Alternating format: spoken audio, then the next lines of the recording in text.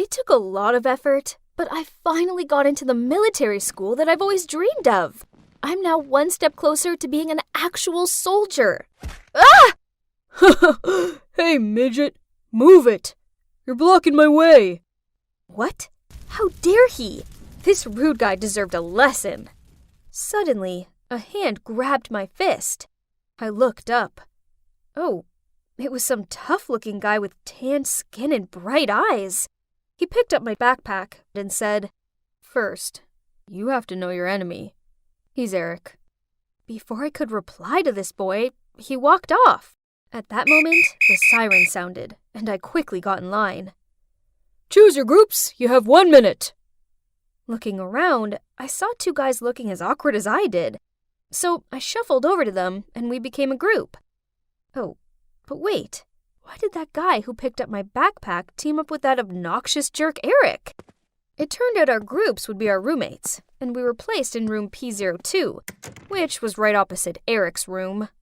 My roomies are Tom, who was forced here due to his family's military background, and Henry, a notorious playboy who was sent here by his father to stop his opulent ways and learn how to lead a disciplined life. What about me? Well, I'm a girl. My disguise is awesome, right? You see, I have a twin brother, Jack, so I took his identity, and voila, here I am. Ever since I was a little kid, I've loved martial arts and always dreamed of one day becoming a soldier. I thought life here would be great, but it certainly had its challenges. Every morning, whatever the weather, we have to wake up at 5 a.m. and run around the yard. The showers were ice cold, and worse still, because I'm a girl, I had to sneak into the freezing shower block in the dead of night when no one was around, and physical education here is surely rough. Although I train a lot, I'm still always ranked at the bottom. I also struggle to finish the massive meal portions here. Not only do we have to work out loads, but our chores are also endless. Cooking, gardening, ironing, helping out with constructions. I was a novice at these things, so I was super clumsy and messed them up. Luckily, I always had Tom and Henry on my side.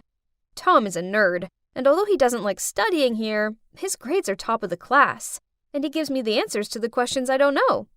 As for Henry, he gets top grades in PE class, and even though he teases me a lot, he's the one who protects me from Eric. Speaking of Eric, he's a jerk who teases weaker students in school. But he gets away with it for one simple reason. His dad's in charge. And as for that boy that warned me on my first day, yeah, turns out he's called Ellis. I can't quite work him out, even though he often hangs out with Eric and participates in his meaningless dumb pranks. One time, after Eric knocked a younger kid over, I saw Ellis go back and check he was okay. Friend or foe? Who knows? Today we have Taekwondo class. Perfect. I quickly challenged a smug-looking Eric. Too bad he doesn't know I have a black belt. Ha! And as I predicted, I kicked his butt in just 3 moves. K.O. I walked over to my two fellows with a big triumphant smile on my face when Henry suddenly rushed forward and pushed Eric down. Turns out he was sneaking up on me from behind. Nice try, coward. But sorry, dude. We 3 always have each other's back. We were laughing about Eric's defeat when the lunch bell went. But, oh no, the room was locked from the outside. Eric has to be behind this.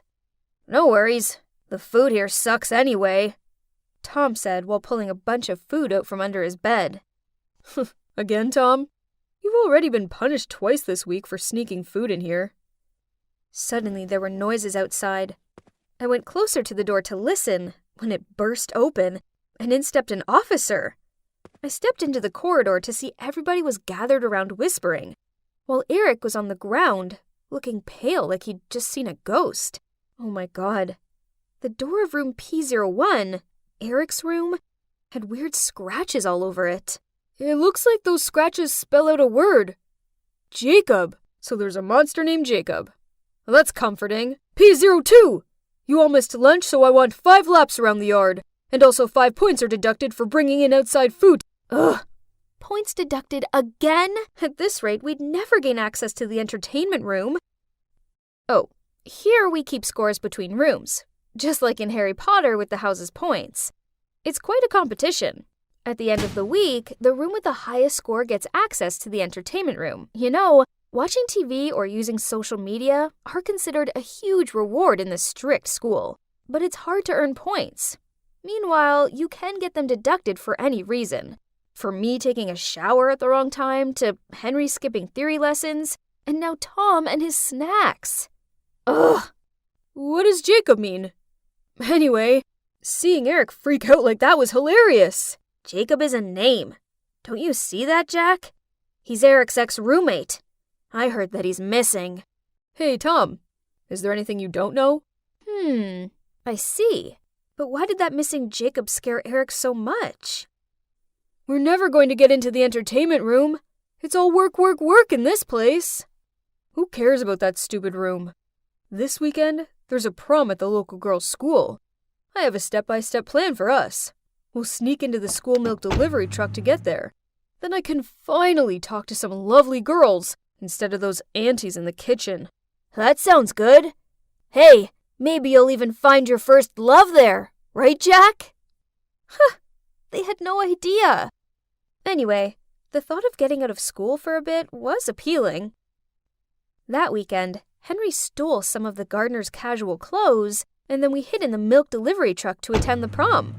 As soon as we got there, Henry had already got himself all smitten with a cute blonde, while Tom spent all his time debating World War II with a girl majoring in world history. As for me, I really enjoyed all those tasty cupcakes. But why wouldn't the girls quit pestering me? I guess it proves that I look quite manly, right? We gotta go. The bus to our school is about to come. Change to your uniform. You have 1 minute. I quickly got changed, then ran after them so fast, I bumped into someone, and we both fell to the ground. I was in such a rush that I could only say sorry, pick up my dog tag, and run out into the road to catch the bus back to school. Where did you guys just get back from? They just helped clean up the cafeteria, sir. I just got back from there. Hearing this, the officer stopped questioning us. But, huh? Why did Ellis help us? Isn't he meant to be on Eric's side? While indulging in thoughts about it, I took out the dog tag from my pocket and was about to put it around my neck. But wait, it's not mine. Look, guys, this dog tag has the name Jacob on it. I quickly showed them the dog tag and explained the incident to them. I must have picked up that guy's tag by mistake. Could it belong to the missing Jacob? Or was it merely coincidence? I mean, Jacob's a popular name, right? The next day, as we were helping to distribute food in the kitchen, there were noises coming from the dining area. As soon as I went out, I saw Eric sitting on the floor, shivering in fear. Next to him was his bowl of soup splattered everywhere. At first, I thought he was playing some tricks to get us to clean up. But no, looking at the way he ran out of the cafeteria in panic, something must have happened. I bent down to pick up the bowl. Oh my God. And it was a dog tag with Jacob's name on it. But the dog tag I took by mistake yesterday is still in my pocket. What's going on? Eric was so preoccupied with the Jacob stuff, he didn't have time to taunt us, so our room got the highest score for the first time, which means we would finally get to experience the entertainment room. But as soon as we reached the lobby of the utility area, something didn't feel right. A bunch of kids were buzzing in front of the entertainment room where the hazy smoke was coming from. Thinking there was a fire, we rushed to put it out. But no, it was only a smoke bomb. Inside the entertainment room, Eric and his friends were fainting. People splashed water on his face, but as soon as he woke up and saw the words Jacob burned black on the wall, he blacked out again. Huh? Who did this? Was it Jacob? Was he not missing after all? Today we have PE, but I'm on my period, so I made up an excuse to go to the school's infirmary instead. On the way, I happened to see Eric with his group of friends. I think Jacob's spirit is back to take revenge on me. You know, that time, I locked him in the old warehouse and he just disappeared without a trace since then. Is it possible that he was... Stop talking nonsense. Maybe someone who knows what happened in the past wants to mess with you. I even took his clothes away. Oh God, he would surely want to haunt me. Oh my gosh, it all made sense now. Suddenly a large hand muffled me, then dragged me away. You better shut your mouth and keep this a secret. It was Ellis, Eric's sidekick. What a faithful servant. What if I don't? Especially since I met Jacob. What did you just say? You don't believe it? Here, I bumped into someone, and he dropped this dog tag. As for the one in Eric's soup bowl, I think it's just a fake. Ellis trembled as he took the tag from my hand and quickly left. Was he going to snitch on Eric or something? That night, while I was having dinner, Eric was back to jerk mode again, and he dumped his leftovers on my tray. The two sides clashed, and we all ended up with an hour's detention. The punishment sucked. They locked each of us in a tiny room containing one chair and left us to think about our wrongdoings for a whole hour. The next morning, the officer knocking on the door woke us up. Eric was missing, and we were the #1 suspects. This was ridiculous. What did his disappearance have to do with us? I told Henry and Tom about the other day when I overheard Eric and his friends. So Eric teased Jacob, so now he'd returned for vengeance? Feeling suspicious, we snuck into the school's abandoned warehouse. Yep, there was Eric all tied up and with a rag in his mouth. It's Jacob! His spirit has returned! He wants to harm me! Help me! Huh! Look at that arrogant Eric being all scaredy-cat. Call me Captain. No. Call me Farther. Then I'll let you go. Tom and Henry burst out laughing. But Eric just stammered and then everything started to go blurry. Then I must have blacked out. When the three of us groggily came round, we saw that the only thing left there of Eric's was his uniform.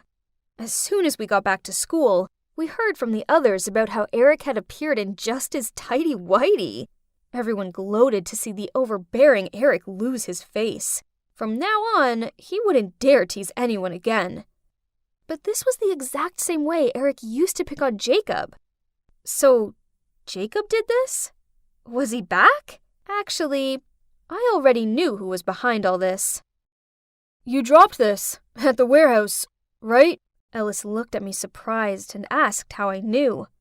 We actually snuck into the main office to find information about Jacob before we got to the warehouse. And as soon as I saw his picture, I knew right away there was some sort of close connection between Ellis and Jacob. Call it twin senses. It turns out that Jacob was Ellis's brother. During his time at this school, Eric made his life a misery. But everything was kept a secret because Eric's the principal's son. So, Ellis enrolled at this school to get answers.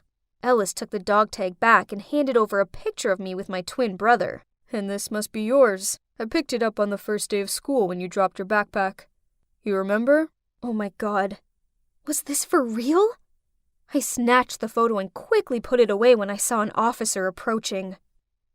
We should get to know each other better, right? Since we both know each other's secrets. Whatever. Anyway, I don't hate Ellis, and Eric deserved it, so it didn't matter who did that. I turned my head to look at Ellis. He smiled as if he was challenging me. Uh-oh. I had a feeling my life here was about to take a turbulent turn. Hey guys, Private Davis here. Yep, Taylor Davis, the girl who secretly disguised herself as her twin brother to attend an all-boy military school. In the last part, I had to deal with my fair share of challenges, but having Tom and Henry, my two best pals by my side, made things way easier. But still, there were problems my two comrades couldn't help me with, such as this situation right now involving Ellis, finding out about my real identity. Not that I'm interested in your mess, but I need to find my brother Jacob. So, let's make a deal. I'll keep your secret if you help me find him. What? How am I meant to find a guy I don't even know? To my surprise, Ellis then truthfully told me his story. Turns out, he came to this school for 2 reasons: to punish those who picked on Jacob and to find clues about his disappearance. Meanwhile, I coincidentally met this Jacob guy outside of school and found his dog tag, so I was the only lead he had for now. But could I really trust this guy? I mean, just look at what he did to Eric. If you don't want to do it, then I can go to the principal's office. Okay, so what? I found the dog tag while we snuck out to a local girls' school. That's all I know. If you spill my secret, I won't let you find your brother in peace either. So you better know a way to take me to that school. I'll pick the time to make a move, and you just try your best not to get caught. The next morning, I was walking to class as usual when I passed a bunch of guys huddled together, whispering something about me? Huh? Wait, did Ellis reveal my identity to everyone? Such a fraud! I ran to find him, but accidentally crashed into this boy called Finley. I helped him up as the whispers around us got even louder. Guess you're one of the alleged suspects too. Finley then told me that yesterday, someone discovered a box that looked just like a pack of candy in the bathroom, but inside were a bunch of tampons. So now the students thought there was either a pervert on campus or that one of us was secretly a girl. And according to them, anyone who never joined the public shower was suspicious. Oh no, what if they found out the tampons were mine? Guys, hot girl alert! Everyone immediately forgot about me and flocked to him. The buzz on campus was that an inspection officer was staying here for a few months, and he'd brought his beautiful daughter Ivy along with him. People said she looks like a fairy with this ethereal vibe. Just then the inspector, Ivy, and his group stepped into the hallway. I watched them all drool over her. Poof, please. Anyone would think they'd never seen a girl before. She walked past these silly boys with a smug smile, but as soon as she caught sight of me standing there unfazed, she froze to the spot and stared straight at me. What? Was I supposed to show off my smitten face too? Dad, I need someone to show me around school. Can I take him? What? Why me? I couldn't even say anything as the principal had already agreed. Come on, let's go. Oh, you're so muscular. Ew, gross! Later on, she shooed Henry and Tom out of the entertainment room just because she wanted to spend time alone with me. Another time, when we were about to do our cleaning duty, Ivy popped out of nowhere and asked me to go hang with her. She even stopped two guys passing by and did her whole fluttering eyelashes routine to persuade them to do my cleaning duties instead. Ivy, I appreciate your help, but we all have our chores to do. This isn't fair on the others. Don't you get it, Jack? I did all this because I want to be close to you. I like you. I think you'll be better suited to someone else. Then I ran out of there, leaving everyone behind stunned at my harsh rejection. For the next couple of days, Ivy was furious and looked at me like she wanted to tear me to pieces. And the whispers started circulating again. They said that refusing a girl as beautiful as Ivy meant that I must have not had any interest in girls. Or even worse, I probably was a girl myself, and I was the one who dropped the tampons in the bathroom. Gosh, this was bad. That night, as usual, I just stepped out of the communal bathroom after a late-night shower when someone suddenly dragged me into the equipment room. It was Ellis. What's going on? Just then, footsteps resounded from the hall. I held my breath as I anxiously waited for them to pass by. Phew, that was close. Turns out, that afternoon, Ellis heard the officers discussing security tightening, especially in the student communal bathroom area at night. So he waited for me outside and hid me just in time. He saved me. We tried to sneak through the new building close to our dorm, but unfortunately bumped into Ivy. What are you doing here? Trying to sneak out, huh? Officer! It's not what you think. Jack came here to confess his feelings to you, right? Jack? Oh, yes. I think I'm fond of you. Oh, yeah? Then why did you refuse me the other day? He was just too insecure. I mean, you're quite the catch with your high-up dad, while he's just a private. But he can't ignore his feelings for you any longer, so... Ugh, cringe. But it worked, as Ivy looked so moved and lunged forward to hug me. Then I guess we officially became a couple? And as Ellis planned, the rumors about me being a girl were replaced with jealous gazes. Now Ivy followed me to every class, every break time. I barely had any time alone. This tactical combat course was my only chance to get away from her. We had to go to this warehouse to practice saving a mannequin captive. I was focusing on the mission, but still got caught by an enemy. Wait, it was Ellis? He seemed agitated and told me we needed to leave this Friday afternoon. As we were discussing how to sneak out of school, why do you need to meet up? We almost jumped out of our skin. Ivy! Why are you sneaking up on us? What did you hear? Just you asking my boyfriend out? Oh, I see what's going on here. You like Jack, don't you? Weirdly, Ellis seemed flustered. He was sweating and mumbling out nonsense. Was he that scared of Ivy? Suddenly, Ivy grabbed my collar, trying to kiss me? Panicked, I shoved her duck face away. Just in time, the siren went off, signaling the course was over, so I ran out of there. To avoid Ivy, the plan changed to early Friday morning. I had to fake an injury to get out of class. Ellis and I met up at the back door, jumped into the milk delivery truck, and let it take us to the local girls' school. When we arrived, I led him to the school entrance where I'd found Jacob's dog tag. We spoke to some students, but no one knew who Jacob was, and people started to stare at us as if we were creeps. We were about to give up when this woman approached us. Why are you looking for Jacob? You look exactly like him. Turned out she's Mrs. Walker, a teacher here, and she knows Jacob. Her husband found him dazed and injured at the edge of the woods and took him in. His health got better with time, but his happiness didn't. So when prom came, Mrs. Walker told Jacob to go and enjoy the night, hoping he'd feel better. But he returned early and was only invested in this dog tag he'd picked up from someone named Jack Davis, since that was also the name of Jacob's favorite drag queen who performed at big theaters. This incident then gave Jacob a push to take action. He always wanted to live with his true self, but he'd been lost along the way. So he decided to venture to find Jack Davis, the role model that might be the only one who could help him now. He had parted ways with the Walkers to go on this self-discovery journey not long ago. On the way back, Ellis and I stayed quiet. I didn't expect Jacob to know my twin brother.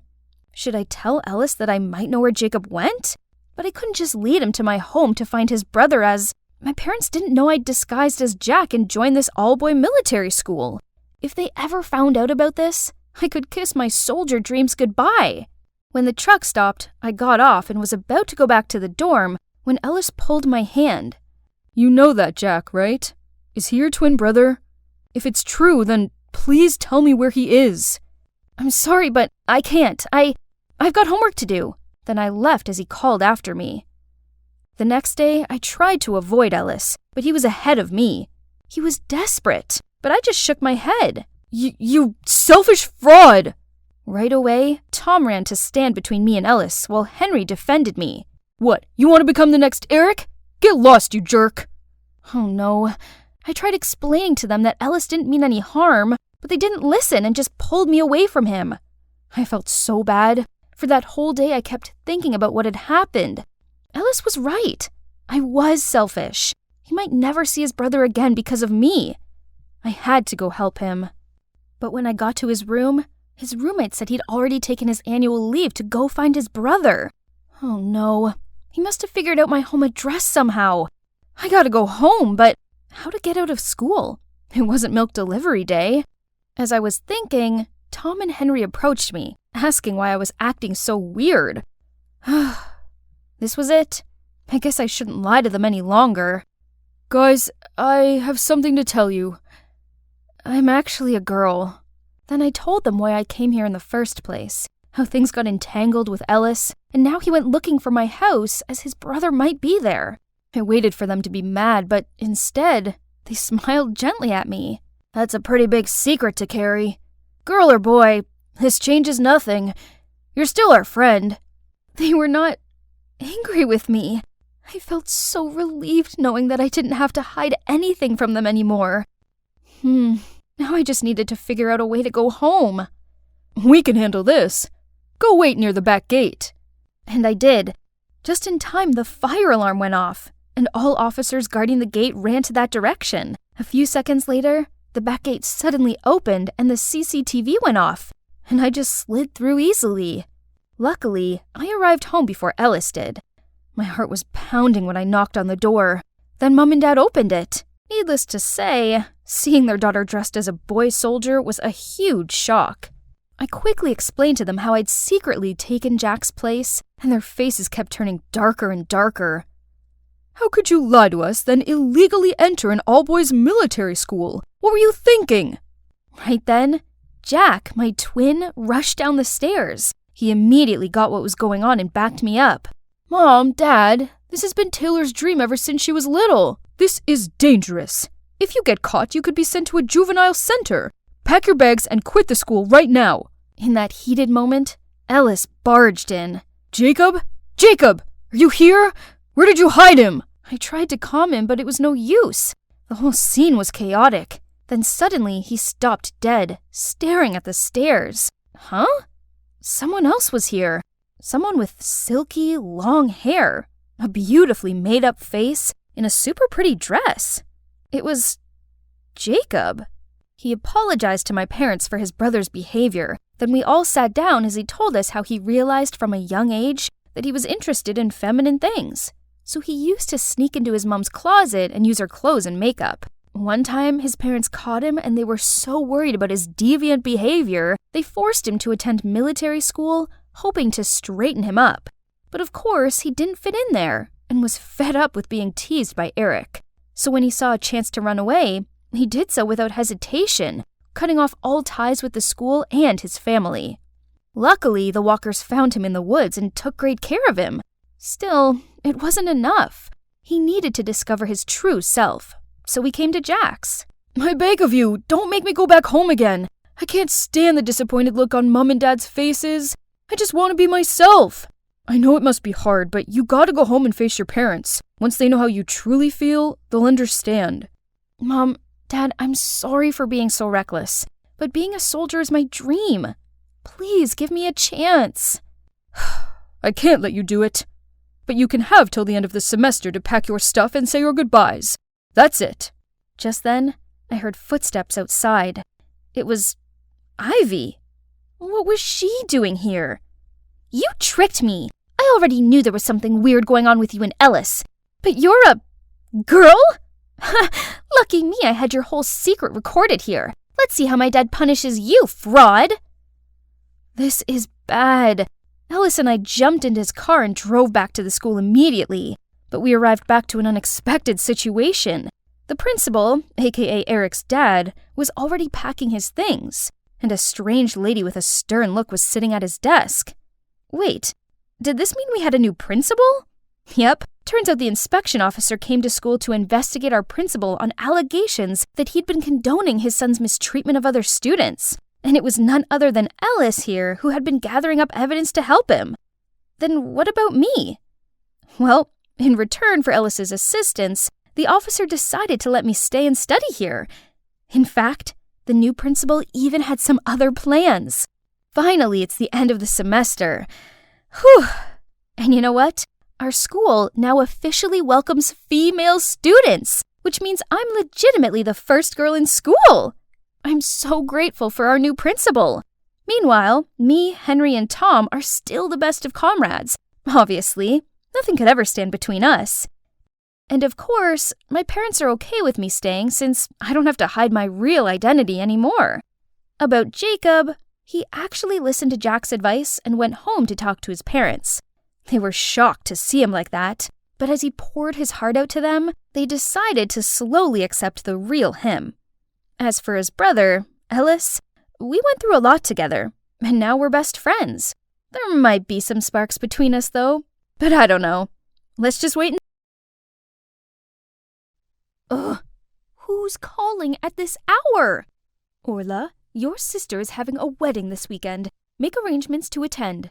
My sister Rowan is having a what now? She had never had a date, and she's only 19. Are you still listening, Orla? Surely you have a boyfriend by now, so bring him along. Boyfriend? Yeah, right. As if I haven't been absolutely caught up with school lately. No matter what I did, in Mom's eyes, I was always the idle one who partied around with boys, while Rowan was obedient and hard-working. Ugh! You see, my parents divorced ages ago, so I live with my father in Atlanta, and my mom and sister Rowan live in the suburbs of Denver with my grandma. It's been a long time since I've met her, so I wouldn't mind paying a visit on this occasion. Only, where am I meant to find a guy at this short notice? My dear hometown, it's been a hot minute. Oh, there's Paul. Sorry I kept you waiting. Let's go, gorgeous. Let me introduce my boyfriend, a local college boy that I found on the internet. Even though we're on business terms, look at him. Handsome, gallant, and polite. I hit the jackpot. As we pulled up at the house, I saw my grandma waiting outside with a casual-looking guy. Oh, he must be my future brother-in-law. I happily ran over to hug Grandma. "Rowan, you're back. Mata has been waiting for you. My, look at our match made in heaven." Is she confusing me with Rowan? I was about to correct her when suddenly the guy pulled me close and said, "We are indeed a charming couple, aren't we, honey?" "Excuse me? Where is he putting his hand on? And is his eyesight just as bad as Grandma's to think I was Rowan?" Just then, Rowan stepped forward, but strangely, she just smiled at us, then linked arms with Paul. "And this is my boyfriend, Grandma. Do you think we look great together? What's wrong with everyone? Had I been zapped into some parallel universe or something?" Suddenly, Rowan dragged me across the garden. Then she told me how Grandma had been diagnosed with Alzheimer's, which had progressed so quickly recently, meaning sometimes she forgets. Other times she remembers, muddling everyone and everything. Not wanting to upset or confuse her, my mom and sister decided to act according to Grandma's memories, including this wedding. And of course, that Mata guy is not my sister's real fiancé, just a close classmate. But now she's confusing the two of us, so the lead role in this wedding play is yours now. Grandma's memory was deteriorating. Yeah, that sucks. But was a fake wedding necessary? Also, the thought of pairing up with that rude Mata guy sickened me. No way! Listen to your sister, kid. Everyone is doing it for Grandma. Did he just call me kid? Okay, that's it. This guy needs to know his place. But before I could jump at him, both my parents appeared and started lecturing me. Ugh, whatever. I stood my ground. Faking a marriage is ridiculous. Happy now? Dad's little girl is acting spoiled again. Please, I raised her just fine. And you, if you'd taken care of your mother better, she wouldn't have been this way. Not again. They only see each other once every couple of years, but the bickering always followed almost instantly. What's going on? You two have never been at odds. What's wrong? At the sight of Grandma, Mom and Dad suddenly took a 180. A moment ago, they were screaming each other's heads off, but now they're being all smiley, lovey-dovey. How ridiculous. But did Grandma really not remember that my parents were divorced? Her condition seemed to be as bad as they said. This meant I had no choice but to go along with their plan to make her happy. However, I was no professional actor. Constantly improvising according to Grandma's memories was not easy, especially when I was stuck with the annoying Mata for a scene partner. My mind was too full of thoughts to sleep properly, so I got up extra early and went for a stroll in the garden. Out of nowhere, Mata ran to me and grabbed my hand. "Did you sleep well last night, bae?" Huh? Who's he acting for? In this empty garden? Or is this just an excuse to touch me? I forced my hand away from his, but then he had the audacity to whisper in my ear. "Shush, Grandma's watching us from upstairs." Ugh, what a creep. Meanwhile, Rowan said she wanted to please Grandma, but actually, she wasn't even a little bit cooperative. At lunch, while I had to squeeze out a smile as Mata spoon-fed me soup, Rowan was being distant toward Paul, her boyfriend. Paul, my sister, also likes being fed. Right, that's her favorite dish.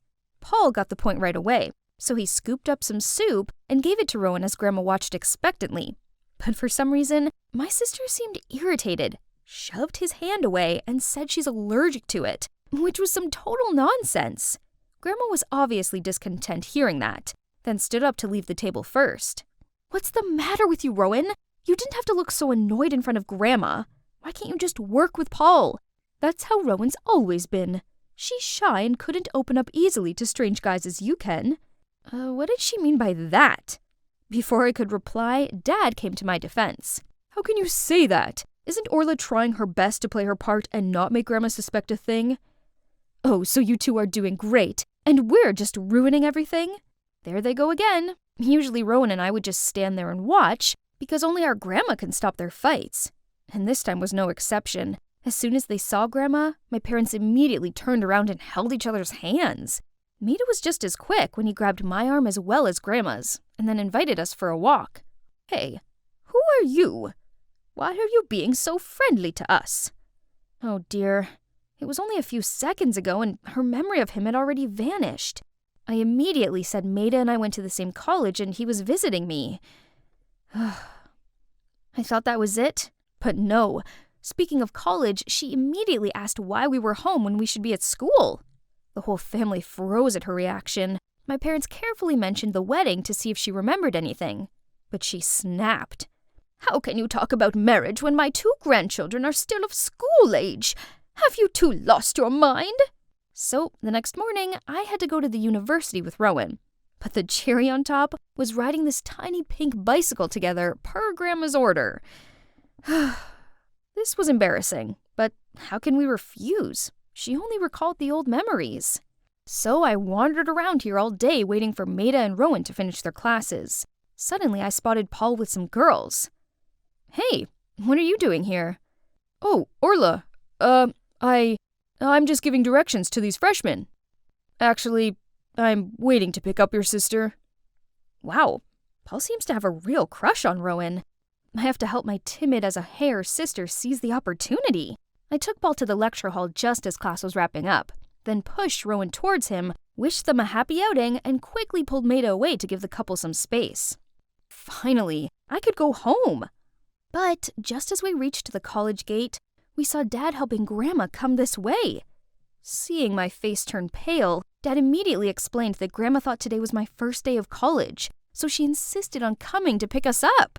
Jeez, it was bad enough coming here on a tiny pink bike. I drew the line at my dad and Grandma picking me up.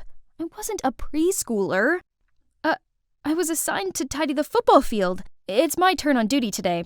Don't wait for me. Oh, is that so? Take your time. I'll look around for a while. I looked at Maida, hoping he had some idea to get me out of this, but he just grinned and took the broom from me.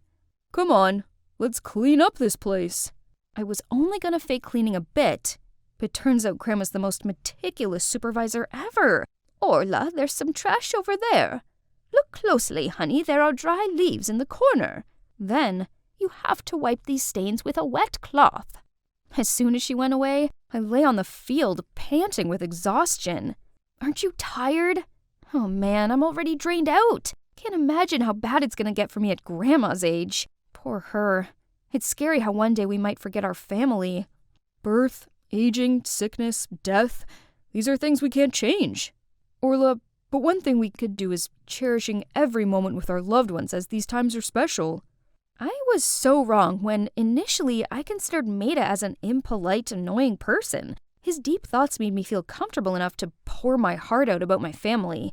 Why my parents divorced, why I didn't visit Grandma as much as I should have, and all the fights with my sister Rowan. We talked loads, and it felt like we've known each other forever. That night I kept tossing and turning, and couldn't stop thinking about how Maida diligently helped me clean up, about our conversation in the afternoon, and the way he helped me stand up. Oh, what's wrong with me? It's undeniable that this side of him is so attractive. But there's one problem. When we were leaving, he said to me, "See you tomorrow, Rowan." Yes, Rowan. How could he? Was it because all these acts in front of my grandma got him mixed up? Or is it because she's always on his mind? Never mind. It's none of my business. The next day I was sick of strolling around the campus, so I went to class with Rowan and Maida. Rowan's right. They seemed really close. During the lesson, both of them listened attentively to the lecturer, then turned to discuss with each other. Maida also patiently explained the part Rowan didn't understand to her. Hey, what are we gonna have for lunch? What's good in the canteen? You will take this course next year too, so focus. And then they got back to their discussion, as if I was invisible. Ugh, how frustrating. Hey, are you jealous? Don't be, we're just friends. Why did she say that? Jealous? That's absurd. Still sulking? How about we go to the cinema tonight? I'll help you two. And here we are. As planned, I would sit next to Maida while Rowan would be with Paul. Sounds good. But when Rowan was about to settle next to Paul, Maida immediately took that seat. So he didn't want to sit next to me, or he didn't want Rowan to be with Paul? Either way, he obviously didn't have feelings for me. As soon as the movie ended, I rushed out of there, just to catch some familiar sight of Grandma and Dad again. she started nagging and insisted on escorting me home. "Why are you still out here at this hour, Rowan? There was a lot to prepare for the wedding." "Now the wedding's back on?" "Oh dear, you two. A groom-to-be shouldn't be playing around like this." "Paul? Why don't you pair me with Maida like before, Grandma?" After all, we were back to our former partners. I'm with Paul and Maida with Rowan. Well, it's just a fake wedding, so it doesn't matter who I was marrying to, right? But what was this uneasy feeling? And then, it's like Grandma had telepathy to hear my wish. Right before the ceremony started, her memory suddenly reset. "What are you doing sitting here? It's time! Get up there!" She dragged Maida to the altar and told the best man, Paul, to step aside. Oh, how cute. And everything after that was like a dream. I walked down the aisle. Maida gently looked at me and sincerely made the vow. His acting was flawless, while I was buzzing with nerves. Sensing this, he gently held my hands to calm me down. I do. The crowd burst into applause, and among them I spotted Grandma's joyful face. Despite the exciting moment, I didn't let myself forget another important mission, which was helping my big sister to get a boyfriend. So I threw the bouquet to Rowan and winked at Paul. But weirdly, she didn't seem happy about this. That evening, after all the guests left, I went to look for Maida. To be honest, I really wanted to know if he felt the same as me. Here he was, but why did he look so agitated? I was about to call him when out of the blue he bolted to punch Paul repeatedly. "You jerk, stay away from Rowan, got it?" What's going on? They're fighting because of Rowan? So Maida really was pretending at the ceremony? He liked Rowan, not me. Didn't you say you're just friends with Maida? What's all this? Friends don't get jealous when someone else is flirting with you. Orla, it's not what you think. Knew it. She thought she could fool me again. I turned around and was about to chase after Paul to check on him, but someone's hand grabbed mine. It was Maida. "Paul is not as kind as you think he is." Turned out the reason why Rowan was awkward around Paul was because he always tried to touch her. Not to mention girls on social media were calling him out for taking advantage of them and cheating on them. Both Maida and Rowan knew it all, but they tried to put up with it through the wedding. However, he kept crossing the line, so today Maida decided to teach him a lesson. "So how I acted at the movies that day and just now was to protect my friend, not because I'm jealous." I didn't know he did so much for my family. Orla, how come you're here? Isn't it still the school year? And also, your parents are so weird. When did they make up with each other? Oh, she called me by my name. She even questioned who Maida was. Her memory seems to be perfectly back. Thinking our grandma had recovered, Rowan quickly called our parents. We were over the moon thinking a miracle had happened. But then, the doctor crushed our newfound joy, saying it was a phenomenon called terminal lucidity, meaning our grandma didn't have much time left. None of us wanted to believe it, but there was nothing else we could do but make the most out of the precious little time we had left with her. I also decided to put college on hold to live with Grandma during her last days. Each morning, we would go for a walk together as I listened to her stories of the old days, and then share with her some of my fondest memories. Mom and Dad still bicker and then make up. Some things never change. But Rowan and I are getting along much better. Turns out we have more in common than we realized. And Maida, he still comes over to visit Grandma. Then one day, Maida was saying goodbye to me when Grandma suddenly shouted out loud, "Where do you think you're going? Still got loads to prepare? You think the wedding is a joke or something?" Wedding again? We froze and looked at each other till Grandma yelled at us a second time. But this round, maybe Maida and I wouldn't need to act anymore. Because when I asked him if he was ready to take a vow again, he replied, "Of course, Orla. I'm always ready to say those words to you every day."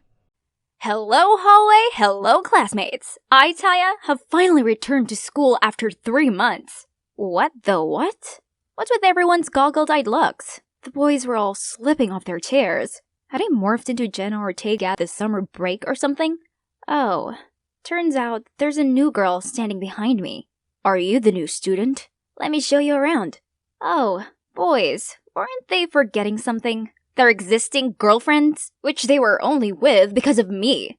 Anyway, I'm Taya, aka Stalking Lord, ruler of all information in school. Just give me a full name and some of your allowance money, and I can dig up the 411 on your crush. These idiots only impress their girlfriends due to my incredible talent. And now they're all over this Mira girl? Pfft, do they have no shame? Unlike me, once I like someone, then my eyes don't wander. The one and only Adonis of my heart is Colin. He's so sweet. He has this shining halo when he plays basketball, and most importantly, he's flawlessly handsome. But I hadn't told him how I felt, 'cause, as you can see, he's not short of admirers, and nothing seems to impress him. So I was still trying to figure out the best way to get on his radar. My everyday joy was quietly observing him from afar. But wait! What happened to his car? What's with all the silly scribbles?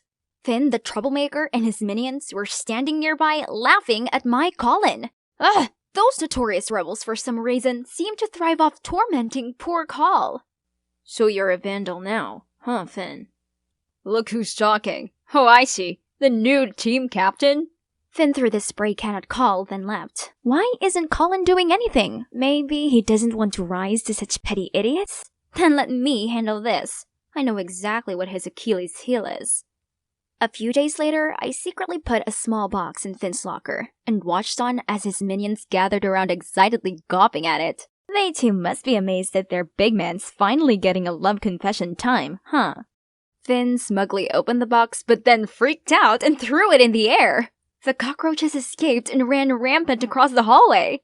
It's pure chaos. A bunch of wimps. Oh, he finally discovered the note I attached. Finn was fuming and shouted that he would find the instigator. I could see Colin walk off from the crowd. If only he knew what I did for him, he'd be so impressed. But nope, Finn took zero notice of my warning and continued to bother Colin. Ugh, I can't let him get away with this. That gremlin needs to learn some serious lessons. Finn always stays late after school to sneak up to the terrace and practice skateboarding, so I schemed to get him stuck in the elevator. He'd be trapped there for at least an hour, enough time for that claustrophobic peacebreaker to read the second warning letter and apologize for what he did. There he is. Time to leave. I ducked my head, gently stepping out of the elevator, when suddenly Finn grabbed my wrist and pulled me back. How long are you going to play Beauty Saves the Hero, huh? How could he know? It turns out that Finn's minions happened to see a bunch of pictures of Colin decorated with hearts in my locker, and they even found a list of Finn's weaknesses in my bag. Just one cute puppy can make him scream like a little girl? Suddenly, the elevator stopped. Oh no, I didn't mean to trap myself here like this, with this punk. You did this too, right? You've gone too far. Tell you what, be my servant for a month, and I'll let you off. As if. Stay away from Colin, and I'll stay away from you. You don't even know his true face. I doubt you'd still like him if you did. Anyway, I heard that the principal is desperate to get his hands on the cockroach culprit. Your choice. Do you want to pay the price to him, or to me? Ugh, he's got me. But what does this Finn know about Colin that I don't? Okay, just 1 month. And don't think it'll be easy to be my boss. Heh, nice. Then I have first order for you already. And so, I had to sing and dance to entertain him until someone came to rescue us. In the following days, the bossy Finn kept sending me on dumb errands and rebuking me for every single thing. There's no denying that this guy was a gifted painter. It's just a shame about his lousy personality. As soon as someone spotted us, he immediately skated away, leaving me running after him. He didn't study either, so I had to do all his homework. He even made me run around the school just to buy him some snacks. This time, Finn asked me to put this cake on Miss Watterson's desk. Did he finally do something nice? No! How foolish I was! Turns out he'd injected food coloring into it to prank our teacher, and he took a video of me placing it on her desk to slander me. You have to stay after school and film me every skateboarding session, or else I'll tell her. That guy has gone too far. Is he forcing me to work overtime now? And since I have been busy being Finn's puppet, I didn't even have time to look after Colin anymore. I've tried several times asking why he hates Colin that much, but every time I mentioned it, he got all touchy. And there's one more thing that intrigued me. There was something up with Finn's leg.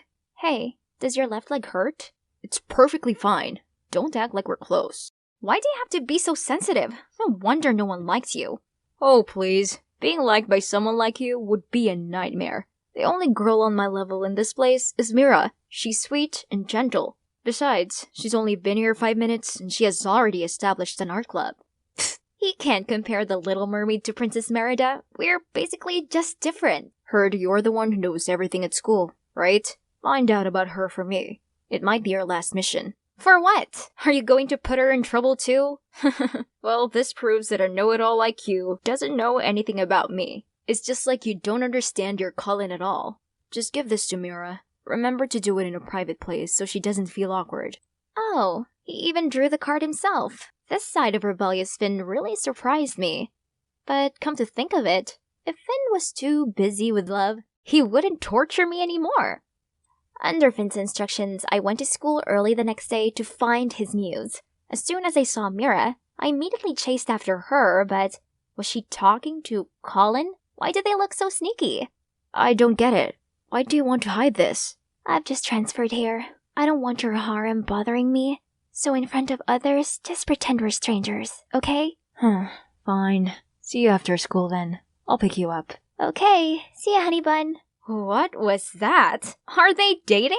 This isn't good news at all. Right at that moment, Finn came to ask me, why haven't you passed her the card? What happened? Then I told Finn what I just saw. Colin offered to pick her up after school. Then Mira even called him Honey Bun. Looks like my first love has ended before it had even began. But they don't even have the guts to make it public? Colin doesn't deserve Mira. But that's okay. I've got a plan.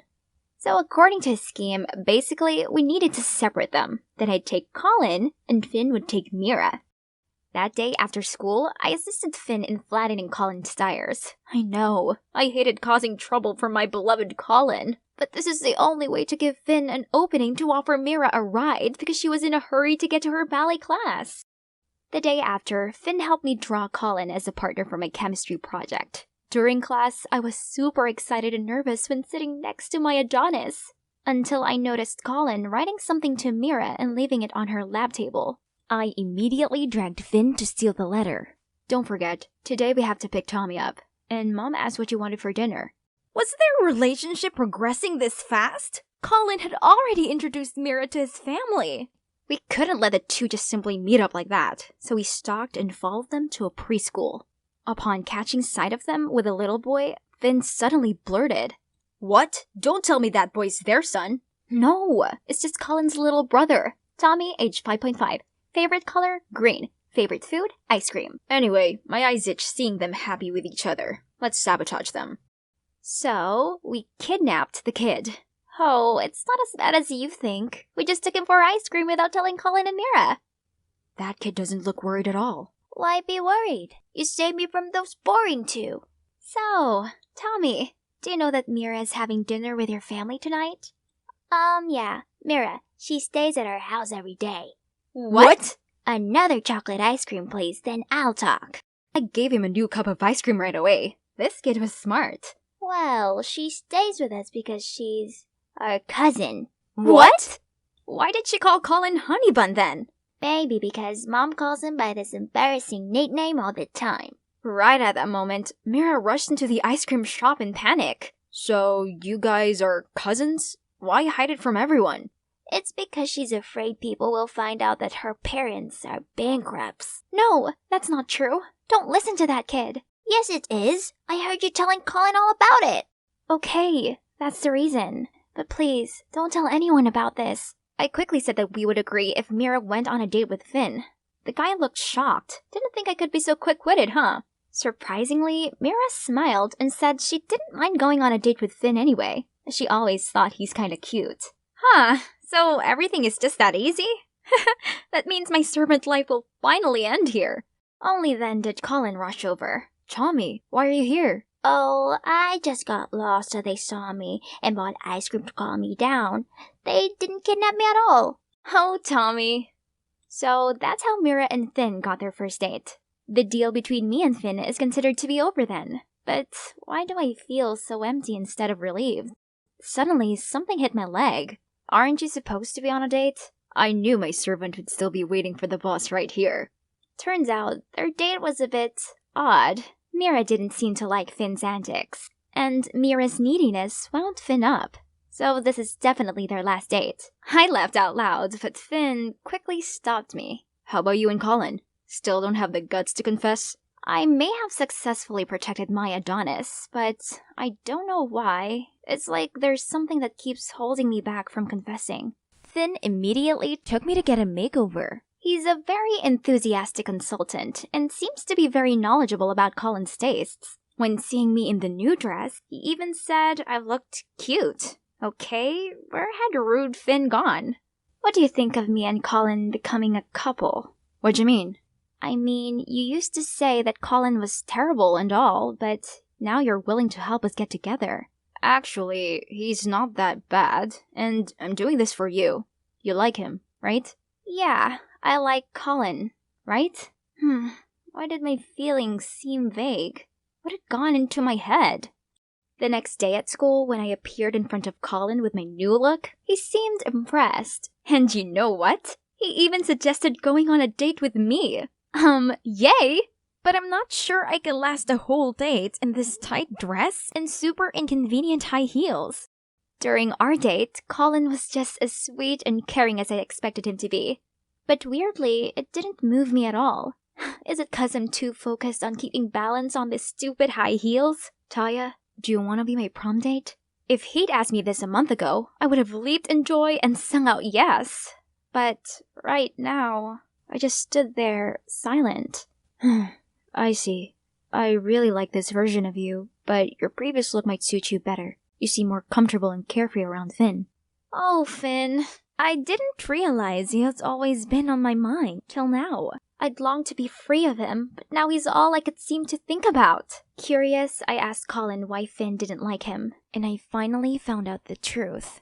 Turns out, they used to be friends and were once on the basketball team together. Finn was the best player back then, but at one practice, he was doing a high jump when Colin also jumped to get the ball. They collided and Finn injured his knee, which ended his professional basketball dreams. Colin then became the star player. Meanwhile, Finn turned rebellious and had resented Colin ever since. Feeling guilty still, Colin was willing to suffer all the tormenting Finn had done to him.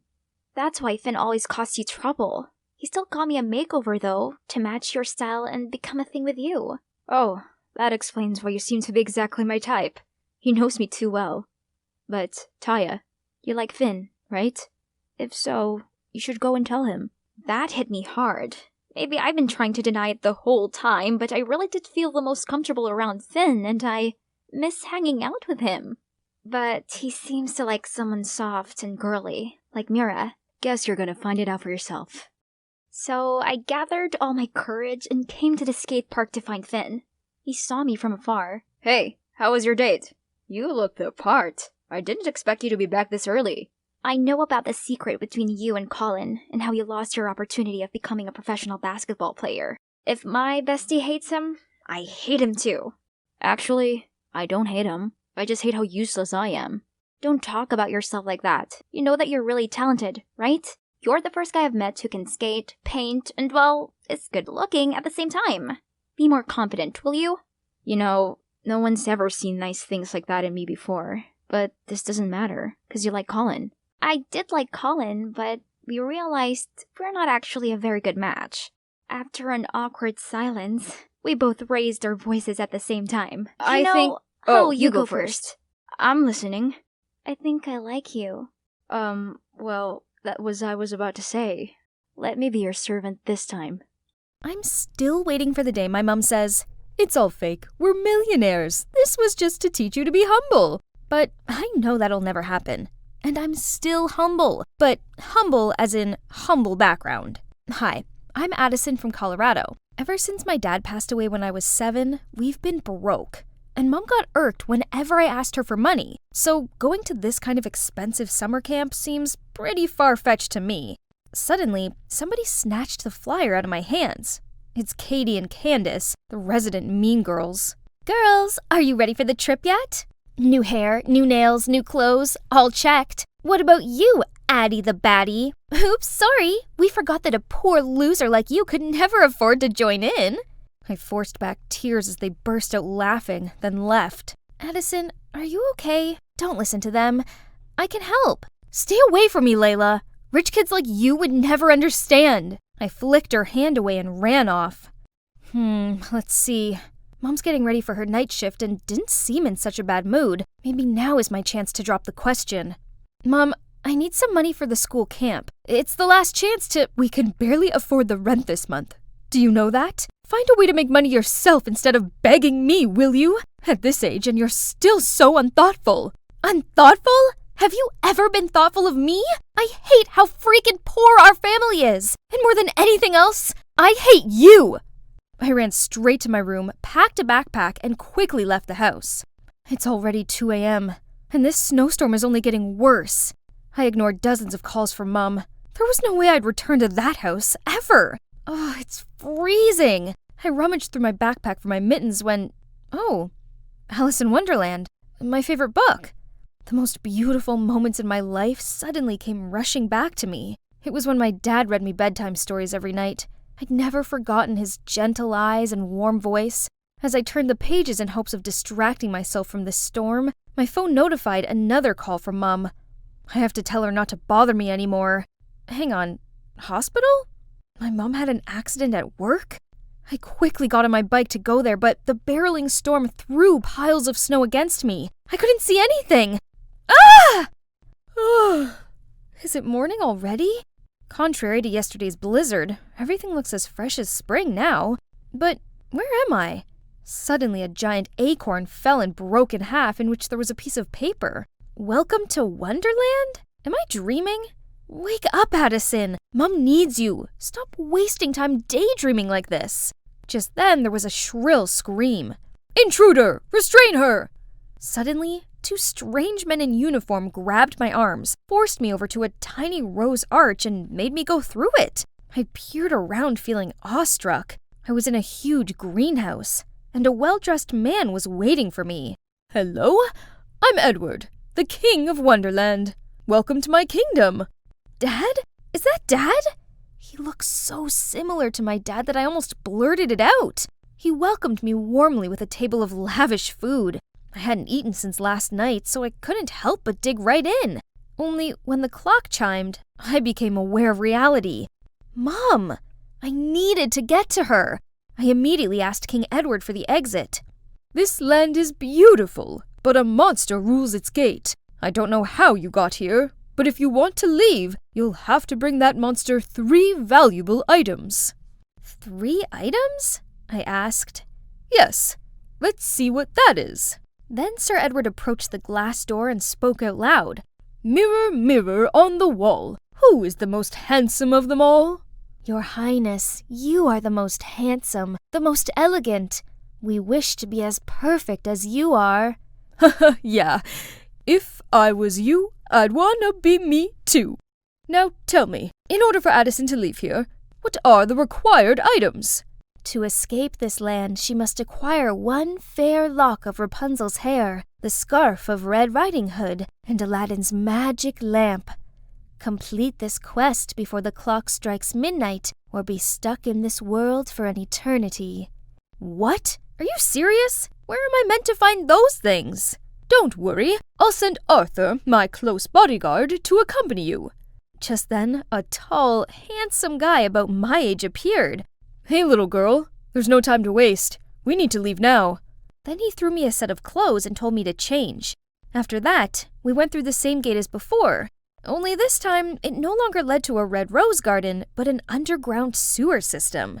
Ew, what are we doing down here? It stinks! Arthur didn't say a word and quickly found a staircase leading above ground. I immediately followed him, and there was a busy street right in front of me. I noticed that everyone was looking at something. It was long, blonde hair falling from a skyscraper's penthouse. Huh? Rapunzel lives in the Empire State Building? Ridiculous!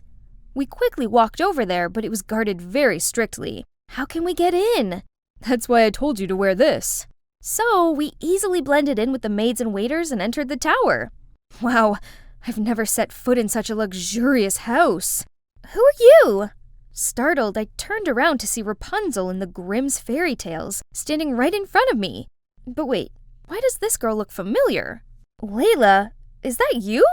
Oh, goodness. I knew you were rich, but I didn't expect you to live in such a beautiful house. You know me? I excitedly showed her our class photos. Layla seemed very interested in them, but she couldn't recall anything and kept asking me to tell her more stories about school. When I was rambling about our friends to her, Arthur turned to me and whispered, "You need to carry on the task now." Oh, it's been 2 hours already. I chose my words carefully to ask her for a lock of hair, and of course, she said yes. But when we were about to leave, she clung on to me. "Please stay here with me. Clothes, shoes, anything here you want, I can give it to you." This one? This one also. All of this luxury stuff will all be mine? Yes, of course! Wake up! Have you forgotten what we came here for? Are you willing to give up on seeing your mother ever again for this? I'm sorry, Layla, but I really have to go. My mom's in danger. Then please take me with you. I can't stay in this hideous house anymore. Come on, you have everything on Earth here. It's like heaven. No, it's hell. All this stuff is just meaningless. What I need is freedom, school, friends, and being able to do what I want. Turns out, after her parents' divorce, her dad did everything to win custody and kept her here just to make money from her gorgeous blonde hair. I miss Mom. I'd rather live in a small, shabby house than this flashy, cold place. I couldn't leave her here. Suddenly, I remembered how Eugene saves Rapunzel in the movie. So after getting Layla's approval, I cut her hair short, and the three of us ran away from this penthouse. We dropped Layla off at school where her mom was already waiting for her. The simplest things like freedom, friends, or someone who truly cares for us are much more valuable than superficial material things. Sadly, I always craved what I didn't have and took what I did have for granted. Let's go. Why are you still standing here? Huh? We have to attend the class too? Ain't no time for this. We gotta find Red Riding Hood. Without a word, Arthur just dragged me away, eventually stopping in front of a girl wearing a scarf on her head. Here she is, the person you need. I waved at her, but she just coldly looked up and asked, "What do you want?" Huh? Red Riding Hood was none other than Katie? I'll get right to the point. I really need your red scarf. Can you... Excuse me? This is Gucci. Do you know how much it costs? It's from even the limited edition.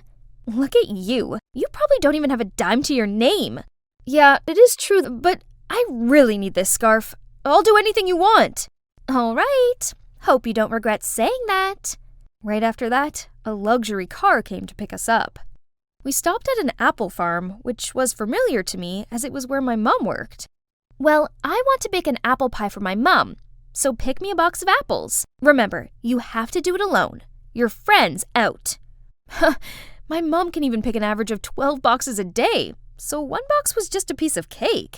But who knows, her one box was actually a container of 1,000 pounds of apples. Did she want to bake for the whole town?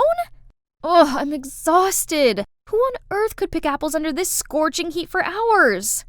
My head started spinning. Losing balance, I fell off the ladder. Luckily, Arthur caught me just in time. Still, your mom does this every day. Can you imagine how hard she works to earn food for the family? Maybe that's why my mom is always tired and cranky. Suddenly, I missed her so much.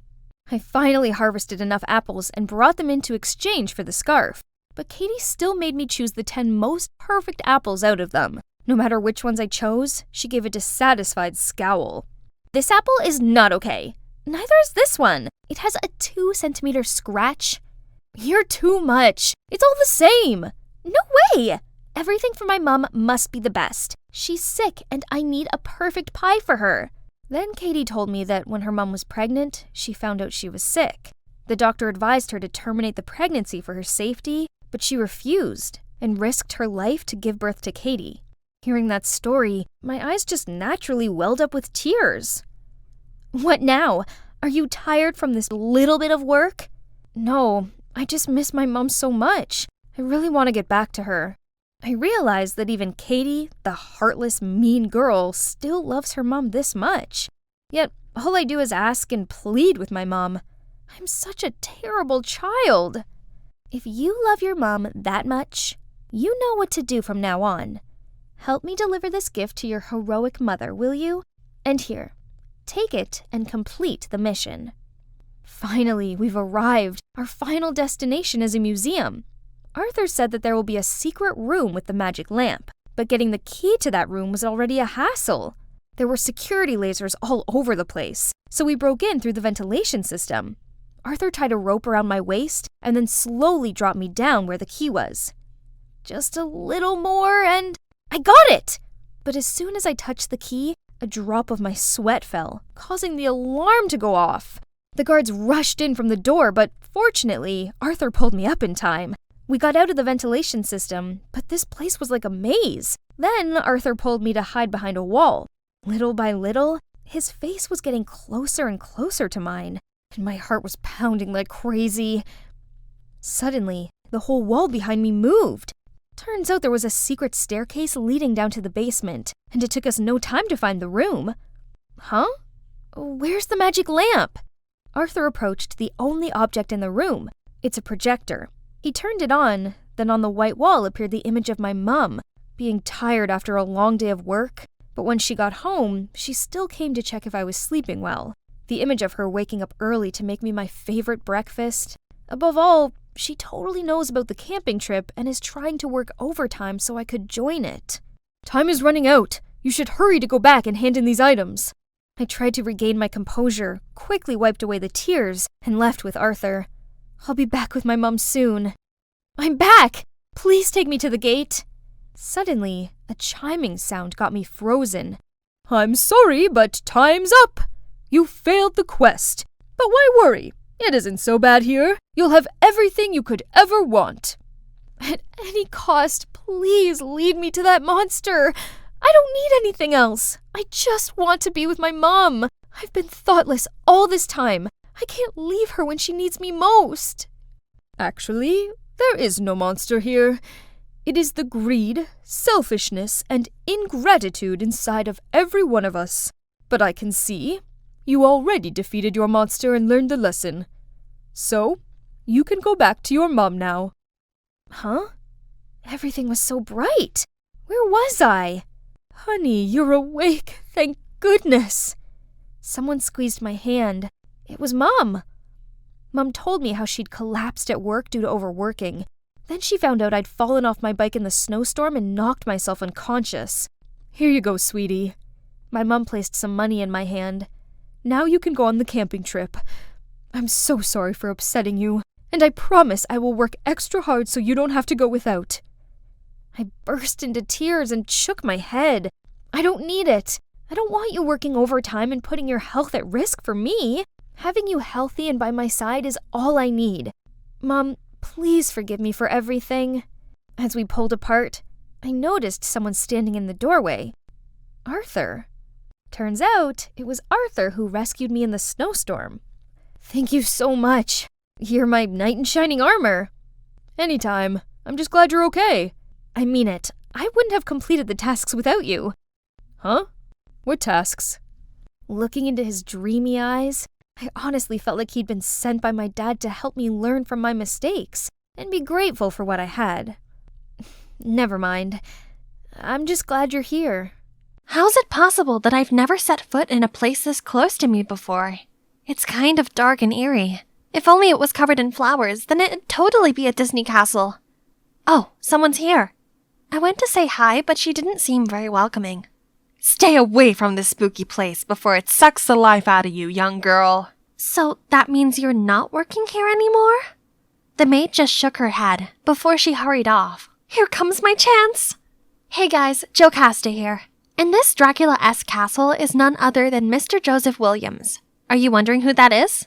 I'm curious too. All I know about him is that he's my parents' creditor, and I'm here to ask him to extend the deadline for their debt. But as one of his mates just quit, I could work here to pay off the debt instead, right? Hello, I'm Jocasta, your new maid. No answer. Should I just come in? If anything, the master should blame the old maid for leaving the gates open. So I had to find my own way inside. Hello? I'm the new maid. Master, are you here? No? Not here. Not here either. Is he still sleeping at this hour? Oh, there he is. Huh? He's not old and gray like I thought he'd be. I introduced myself, then he returned to his painting and coldly said, Work off your debt? Fine. Let's see how long you'll last. Just keep in mind, don't ever make me angry. Oh, Master, you're worrying over nothing. I wouldn't even care about you. But turns out he wasn't worrying over nothing. He's actually infuriatingly difficult. The curtains must remain drawn during nighttime. There must be absolutely no noise at all, and his bedroom is strictly forbidden. Who gave you permission to sit there? Oops, I forgot. I must keep a distance of 10 feet from him at all times, even during meals. Phew, finally it's time to rest. Though I've been working here for a couple of days, I'm still not used to Master Joseph's ridiculous rules. Huh? What's that staring at me? Ah! Rat! There's a rat! Help! What on earth are you shrieking about at this hour? You dare to disturb my sleep? Master, save me! There it is! It's coming! He stood bravely like a warrior, ready to fight the beast. Look at his broad shoulders, his hair, his chiseled face, and his every movement is so smooth. That hideous rat was finally running scared. What a relief! You're making a fuss over nothing. Move to another room tomorrow. This one is too shabby. Looking closely, my fastidious master looks kinda handsome, doesn't he? Well, living here isn't so bad now that I've got the hang of his rules. Bring me a cup of tea. Yes, Master. Here you go. Pass it to me. Huh? Are we off social distancing now? I excitedly handed him the cup of tea, but he missed it and tea spilled all over him. Clumsy dummy! Can't you look at what you're doing? I hurriedly wiped the stain on his clothes and apologized profusely, but he roared again. Stop! How dare you come this close to me? Get out! Jeez, his temperament changed like the seasons. Hot, cold. Whatever. I'll just go home then. Indeed, no place like home. Oh, how comfy. I told Judy, my bestie, about my week working in the castle. Interested? Wanna come with me someday? No chance. Haven't you seen anything unusual there? Then Judy said rumor had it that a mad scientist once lived there, and werewolves too, as horrible howls could be heard during a full moon. You have to be careful. There's a reason why no one goes there. Oh no, it's today. Wolves howling under the moon? Never mind, Judy is just being childish. Who still believes in such fiction? Definitely not me. So, ta-da! I'm back again. Honestly, I need this job. I can't let him fire me, even if I have to cling to his leg and beg, but where is he? Should I opened the door to see him lying there, surrounded by dull paintings, while tools scattered everywhere. What happened? I tried lifting him, nudged him. Still, he wouldn't come around. Then suddenly, his eyes opened. Hey, the 10-foot rule doesn't apply because that was an emergency. Have you eaten anything since yesterday? As I thought, if you still want to kick me out now, you'll have nothing to eat. After that incident, Joseph seemed more at ease. He stopped threatening me with his rules and just let me ramble on. One time, when I was napping on the couch after cleaning, he even put a blanket on me. I haven't slept yet, dear master. Then one day, a middle-aged woman appeared at the gate. She introduced herself as Joseph's mom and gifted him a beautiful bird. But she didn't come inside and just sarcastically said, Oh, my son's got a new maid again? This weird boy. So sorry for you, poor girl. I brought the bird to Joseph, excitedly told him that his mom just dropped by. Look what lovely present she got you. Lovely? That woman's just mocking me. I'm stuck in this place like a bird in a cage. I think it's a thoughtful gift. You seem to like painting birds. Stop prying. This is none of your business. Okay, I'm sorry. But it's your own choice to isolate yourself from the outside world. Come with me. I have something special to show you. Oh, this place is still as gorgeous as the first time I came here. Looks like Joseph is mesmerized too. See? The world is beautiful. You just need to look. We were walking along the blooming flower path. Then suddenly... He's coming! The wolf! Wolf! Then all the gardeners immediately scrammed in panic. What have I done to you, you morons? Beautiful, you say? Then Joseph stormed off. I tried to catch him, but... Ouch! I tripped over a rock. Oh, it hurts! It frickin' hurts! Then let me apply the antiseptic cream. No, that will only make it worse. Maybe doing something fun could ease the pain. I'll be distracted from this. Please, can we watch a movie? And of course, he couldn't refuse. Oops, awkward. Clearly I didn't think it through when picking this rom-com. Wonder what my master is thinking. Oh gosh, there's no need to be that emotional. His scary appearance startled me. Eyes turned white, mouth snarled, as if he wanted to eat me alive. I tried to stay calm to ask him what was going on, but Joseph was like a madman, frantically smashing things and howling. Stop, Joseph! Please don't do it! Ah, my arm! Realizing that he'd just hurt me, Joseph seemed to regain his senses. He then ran off in a panic. I quickly hugged him. It's okay, calm down. Once he'd felt better, he started telling me his biggest secret. Since childhood, he'd had difficulty controlling his emotions, which often led to outbursts of anger. Later on, the moon also triggered this reaction after his stepfather passed away on a full moon night, and it then became traumatizing because Joseph feared he'd been the cause of his death. That was also the cause of the tension between him and his mother. I think I was born with this strange condition. As a child, my stepfather used to give me some medicine to keep it under control. His stepfather used to give him pills? Judy also mentioned the mad scientist who used to live here. Is that... I have to figure it out. One night, I sneaked into the room that Joseph forbade me to enter. On rummaging around, I found a tape that showed me the whole terrifying plan of his stepfather to regularly give Joseph a power-boosting pill as an experiment, and also to take him to the mountains to test out some new crazy invention. What on earth was that? But I can't tell Joseph right away. He needs to be mentally stable first. So I started off by taking him out for a walk, and when he felt comfortable enough, I suggested we go downtown together for some grocery shopping. He was just like a hedgehog, prickling up every time someone accidentally touched him. But, of course, I know how to tame this hot headmaster, just like this. There you go. Then we started tidying and redecorating the whole castle to liven up the mood of this place. When we got to the last room, his stepfather's, he seemed a bit hesitant. It's been so long. This room also needs cleaning, else the furniture may become damaged. Do you know anything about your stepfather's videos?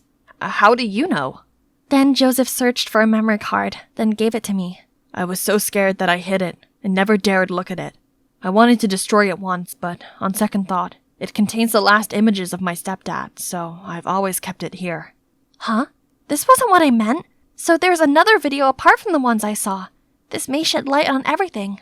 If you don't mind, can I watch that video? I'm quite curious. From that day, we never spoke of the videos again. Instead, we went for walks, cooked, and meditated together. And today's schedule is this art exhibition. Look at his surprised face. They look familiar, right? Don't tell me you don't recognize your own artwork. It seems that each painting tells a story.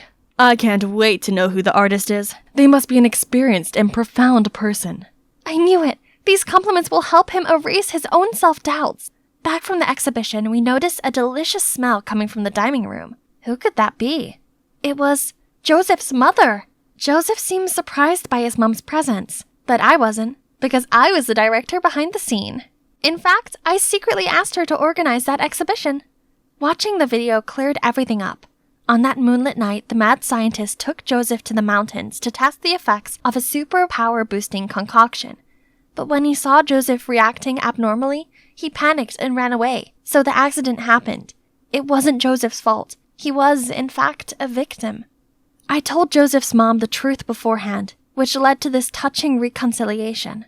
Now that things were clear as day, they have untied the knot in their hearts. His mother decided to move here to help him overcome his trauma of the moon with me. Oh, he also told me about the time he dropped a teacup on purpose as an excuse to push me away, so that I'd be safe. How sweet and caring he is. Oh shoot, who left this curtain open? I hurried over to close it, when suddenly a hand gently touched mine. Before you came, I really never thought I'd ever have the courage to face moonlight. But Jocasta, with you by my side now, anything feels possible.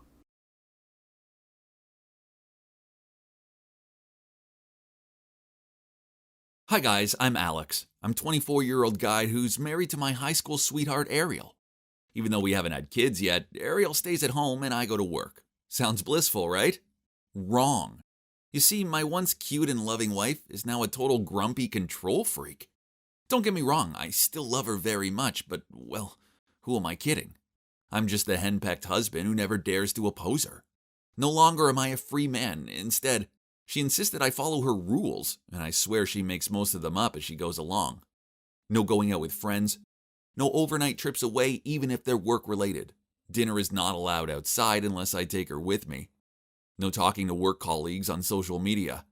I'm not even allowed to fall asleep first, else she wakes me up by yelling at me. If I dare to break those rules, then I have to face the consequences, and trust me, they weren't worth thinking about. For instance, I once stayed a little late at work, so the next day she made me moldy sandwiches. I didn't notice until I'd taken a big bite out of it. Ugh, gross. Another time I visited my parents after work without her, so she turned my white shirts pink. I had to go to work resembling the Pink Panther. And every day I come home from work to her endless complaints. She could moan on about the most ridiculous things, such as the puddle outside of our house meant she couldn't go for a walk, as she didn't want to ruin her shoes. And she'd accidentally drunk normal coffee instead of decaf, and now she had a headache, and it went on and on. Also, she's a real stalker. Yep, it seems all she does all day is spy on our neighbors. Did you know that the neighbor to the right of us walks around his yard in his wife's pink fluffy dressing gown and slippers? And the neighbor opposite sings Christmas tunes to her dog. Ugh, who cares? But if I dare yawn or show any sort of disinterest, she yells at me. So I feigned interest by saying things like, "Oh, is that so? Oh, right. Please go on." The nagging didn't stop when I was at work either, as she constantly texted me telling me to come home early to fix the light bulb, faucet, or whatever else she'd managed to break. Geez, why were there so many broken things lately? Why was she deliberately ruining them so that I would rush home after work to fix them? Nah, that couldn't be possible, right? One time during work, she messaged me saying the washing machine was leaking everywhere and asked me to call a mechanic. I didn't understand why she couldn't call one herself, as I was at work. Anyway, I forgot to do it, so she called my work number and demanded I go home immediately. The problem was that my work colleague answered the phone. The poor lad actually had to hold the phone away from him as she was shrieking so loudly. "You broke it, so come home and fix it immediately." I grabbed the phone off my colleague and replied, "Huh? How is it my fault?" She replied, "Duh, because you wear 3 outfits in a day and I only wear 1, so you broke it, not me, so come and fix it." Yeah. I failed to see the logic in her argument. I just didn't know who she was anymore. Where had the lovely Ariel from the old days gone? Oh, how I longed to be single again. Then, when I thought things couldn't get any worse, they did. My workplace was celebrating its 10th anniversary, so my boss held a party and invited everyone and their families. Oh no. The last thing I needed was my controlling wife embarrassing me. But Ariel checked my emails and found out about the party. She immediately repeated her rule. "Dinner is not allowed outside unless you take me with you." I forced a smile and acted excited to have her joining me. Hope nothing happens, though. We'd been at the party all of 5 minutes, and I was politely smiling at my female colleague, when Ariel turned red with anger, then spilled her wine over this woman's dress, said, "Oops," then walked off. I passed my colleague some napkins and apologized. Why was Ariel so childish? I didn't want to lose my job because of her jealous rages. Then I found her talking to my boss. She was actually shouting at him for making me work overtime too often. What? My boss was fuming. Now I was sure I would end up being fired. But thank God, through some miracle and a lot of groveling to my boss, I didn't lose my job. I was feeling so down about it all. So on one of my lunch breaks, I called my friend Matthew. I've known him for years. In fact, back in our school days, he had a huge crush on Ariel. And we both tried to win her heart. Anyway, that's in the past. I needed to vent, so I said to him, "Back at school, you and I both frantically chased Ariel. We even fought for her. Back then I thought I'd won, but now I think you're the one who had the lucky escape." Matthew replied, "Do you know why your married life is so stuffy? It's because she loves you too much. If you need more freedom, it's so easy. You just need to make your wife love you less. Don't worry, I'm here to help." At this point, I was pretty much willing to try anything. Besides, he was my friend, so he had my back, right? So the plan was to find Ariel a demanding job in another town. Then I'd only have to see her on weekends. So I asked my old friend to let Ariel work as a newscaster on his about-to-be bankrupt radio station. Ariel was so excited when she got the job offer. She begged me to quit my job and to go with her, but I disagreed. I made excuses that my job was too good to quit and encouraged her that it was a good opportunity for her and that I would visit her on weekends. After that, the life I always longed for arrived. It was so blissful coming home from work and not having her nag me. I could put my feet on the couch, fall asleep whenever I wanted, and go out for dinner with my colleagues without having to take her along with me. But the house was quiet. Too quiet. Yes, it wasn't long before I found myself pining for her like a puppy. I even slept clutching one of her sweaters. Then it suddenly all made sense. Ariel had only acted that way because she was bored and lonely stuck at home all day. She longed to have me to talk to, and yet all I did was make fun of her. Ugh, I was a terrible husband. I'd been a foolish idiot, and I wanted my wife back, so, without delay, I bought the biggest bunch of flowers I could find and drove to Ariel's place in the other city. But when I pulled up outside, I saw her standing outside talking to someone. It was Matthew. That sneaky, conniving snake. Then I saw him take her hand. I stormed up to him and punched him in the face. Ariel panicked. "Alex, are you crazy? What the hell are you doing?" Then she checked Matthew's bleeding nose. I was furious, so I blurted out, "He's a liar. He told me to send you away just so he could worm his way into your life." She looked at me in surprise and stammered, "What? You sent me away? I earned this job and I chose this life." "No," I shook my head. "I set it all up. I'm sorry, I'm a fool." I was about to hug Ariel, but she pushed me away and said, "Are you bored with me? Why don't you... You're a coward." After that, Ariel ran into her house and locked the door. I begged her to hear me out, but she ignored me. I had no choice to drive home sad and alone. I went back to her house each day and tried apologizing, but she never answered the door. Each day I left her a gift on her doorstep, such as chocolate cake, penguin plushie as they're her favorite animal, and a picture of us together. She took the gifts, but she still wouldn't answer the door. But then one night when I was waiting in front of her house, I saw her running towards me. Could it be that she'd forgiven me and was coming to embrace me? Nah. A bandit was chasing after her and was trying to grab her handbag. I rushed forward and tackled this bandit to the ground. She was so relieved I was there to save the day, and she flung her arms around me. After that, she forgave me and moved back home. I definitely learned my lesson now. I should always appreciate the happiness I have, instead of taking it for granted. But I guess I will still have to live on the edge for the rest of my life. Afraid that someday Ariel will find out the big secret I'm keeping. Yeah, I'm the one who hired that bandit. Surprise! Those secrets will have to come to me to the grave. Or Ariel will bury me 6 feet under by herself. I don't know anymore. Wish me luck, guys. Hey, I'm Callie. I'm almost 16, but I could live in peace only in the first 2 years of my child's life, until my little brother, Ethan, came along and ruined everything. I always hoped that little brat had never been born. And if you're the oldest sibling like I am, then chances are you'll feel the same way as I do. Firstly, his birth meant that my parents barely noticed me anymore. Yeah, I know I was 2 back then, so I don't actually remember this, but as the years passed by, I saw how it was. I got into trouble for dumb things because I was the oldest, while Ethan got away with everything because he was too young to understand. Ugh, I really hate my brother, and I could tell tons of reasons for that. We always fought over the last slice of pizza. When he got it, he'd eat it open-mouthed in front of me, and Mom would smile and say, "Ah, my growing boy." But when I got it, Mom would frown at me and say, "Callie, don't be greedy." Ugh! He'd sneak into my room and took the plushy bunny my bestie gave me and superglued its ears together. So I took his Switch and hid it in the basement. It took him an entire week to find it. Ha! In revenge, he smeared chocolate over the back of my pants. I only realized what was going on when other kids started laughing and pointing at me. I had to wear my sweater tied around my waist for the rest of the day, even though it was freezing. So I retaliated by rubbing stinging nettles on his pillow.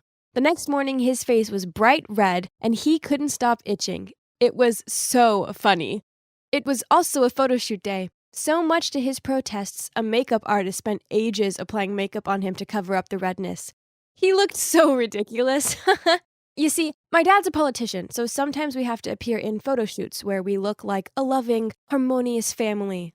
Pfft, as if. I could play pretend for the cameras, but in reality, I really just wanted to kick my brother's butt. We just didn't get on at all. He's such a brat. So I guess pranking each other was our coping strategy. I mean, hey, it isn't easy living with someone you hate. Our pranks happen so often that our parents just let us get on with it. However, there is one thing Ethan is terrified of. It all started back when he was 8, and Dad was watching The Walking Dead. Me and Ethan walked into the room just as there was a zoom-in scene in which a zombie was having a feeding frenzy. Being the brave girl, I thought it was interesting and sat down and watched it with Dad. But my bro, being the wuss, he screamed, then ran out of the room, hid under our parents' bed, burst into tears, and refused to move for 2 hours because he was convinced that at the sight of that zombie, he knew he must be chosen, and zombies were going out to get him. Gotta Achilles heel. So, not long after that, when he dropped my brand new headphones down the toilet, which made me have to put my hand in to pick it up, I decided to get revenge on him. And luckily for me, Halloween was just around the corner. Perfect. I binge-watched makeup tutorials on YouTube and practiced on my friends. Then on Halloween, I turned myself into a seriously scary zombie, hid the video camera in his room, got into his closet, and made grumbling and moaning sounds. When he opened the closet door, I jumped out at him and tackled him to the floor. OMG, he screamed so loudly and he actually peed his pants. And now, all these years later, I still have it on video to torment him with. Ha! But don't be fooled, as my brother was not your average kitty. It wasn't that long ago that he played a prank on me, which made me madder than Misty from Pokemon. So, I had a crush on this boy from school. He was just so sweet and dreamy, and from the cute glances he kept on giving me, I was 100% sure he liked me too. Valentine's Day seemed like the perfect day to express my feelings toward him. So I stayed up until midnight the night before, making chocolate for him. I left my chocolates lovingly wrapped and boxed on the side in the kitchen and went to bed. The next day, I grabbed the box, and at lunchtime, I handed it to my crush. To my utter dismay when he opened it, instead of the lovely heart-shaped chocolates I'd spent hours making, there were embarrassing childhood pics of me, including a photo from when I was 12 with a bunch of hideous pimples on my face. One of me as a toddler sleeping with my mouth open and saliva drool on my chin, and one of me as a baby with a bowl of food mush on my head. Then my crush lifted up a note saying, "Great chocolates, sis." That sneaky brat. Although my crush kept saying that I looked really cute in those photos and he liked them even more than chocolates, I still wanted to give that brat a hard punch right in his annoying face. Oh God, I'm begging you, please take him away from me. I'll be good. I'll do my homework on time, and I'll stop borrowing Mom's expensive perfume. Okay, so this may have been my wish, but I never expected that it would come true. It was a normal evening around the dinner table. Ethan was glued to his phone, and Mom got really annoyed and made him clear up the table. While he was doing that, I saw a message pop up on his phone from someone called Sophie, saying, "Okay, I'll see you in the front of the cinema at 8 p.m. I'm looking forward to it," smiley face. What? Ethan had a date? Oh, my sweet little bro. It was payback time for ruining my crush's chocolates. So I stealthily followed Ethan to the cinema. Because the cinema was pretty close to our home, we both walked. He cut through the park. Geez, it was creepy at this time. I swear the trees looked like monsters. Anyway, I saw something light up by my feet. I picked it up. It was Ethan's phone. What an idiot. I was so gonna make him work hard to get this back. As I walked out of the park, I saw a black van parked nearby. Suddenly, I heard a scream and saw 2 giant men trying to drag Ethan toward the back of the van. Ethan was crying and struggling with fierce resistance, but my weak, skinny 14-year-old brother was no rival for those 2 men. What? How dare they try and kidnap my brother? He might have been the most annoying human on the planet, but he was my annoying little brother. There's no way I was letting this happen. I rushed forward and shouted, "Ethan, zombie mode on!" My presence startled the 2 kidnappers, and this made them more intent on dragging him toward the van. When all of a sudden, Ethan bit down hard into the hand of the man who was covering his mouth, just like how zombies always do. Good one, bro. The man wept out and shook his hand. The other man pulled on Ethan's arm, but he managed to scramble to his feet. As the man tried to push him into the van, Ethan sought his opportunity and kicked him right between his legs. Ouch. While this was going on, I called the cops and told them to be quick. Then I saw the jerk with the bitten hand about to grab Ethan again. So I screamed out loud, "Ethan, run!" He sprinted off into the park and the bitten man followed him. It was exactly a real-life zombie chase. Huh. Suddenly, I felt arms grab me around the waist. Oh no, it was the other guy. He said, "I guess you'll have to go too." before he lifted me up and carried me over to the back of the van. I screamed out and tried hitting and kicking out, but he was too strong. He threw me into the back of the van before he could get in. I smashed the van door and quickly locked the door from the inside to knock him out. Lucky for me, not him, but the guy chasing Ethan was the one who was keeping the key. It was so scary when the kidnapper kept shouting at me outside, but I was even more frightened thinking Ethan could get hurt somewhere out there. Then suddenly I heard his voice. "Hey, stop!" Did he get caught? I looked out to see the contrary. He was running towards me after 2 police officials. They were holding their guns to control the guy standing by the van. Ethan was safe and came back for me. I opened the door and jumped into his arms. Oh, let's skip this part. I get goosebumps every time I recall this weepy situation. Me and Ethan followed the cops and saw the other kidnapper handcuffed to a tree, fighting with mosquitoes with his one free arm in the dark. The police told me that during the way heading to the van, Ethan kept on complaining about how slow and unprofessional they were, as they should come to save me first instead. My boy still stubbornly said, "I could run myself, but this wimp couldn't." The idiot definitely couldn't have imagined that he has a Wonder Woman big sister like me. Our parents rushed into the police department to see us. And yep, weepy part again. Turned out my dad's rival had hired the guy to kidnap Ethan so that they could use him to blackmail my dad. I don't clearly understand the whole situation. Maybe after this I'll watch more political movies, but now, thanks God, we're safe. I may have wished my brother would disappear, but when I actually could have lost him forever, well, I have to admit that it really freaked me out. And it turns out he felt the same way about me too. Crazy, huh? Of course, we still play pranks on each other. We wouldn't be us if we didn't. But I realized something. He might be the most annoying brat ever, but he's still my family. And I love my family so much. However, I'm pretty sure there'll still be times when I hate my annoying little bro. Like right now. While I'm sitting in my room telling you my story, I'm sure I can hear him giggling outside of my door. What's the betting I open it and end up with a bucket of cold water on my head or something? All this may because I have told my mom he has a girlfriend. Tough luck, little bro. There's no way you're getting the better of this pranking queen.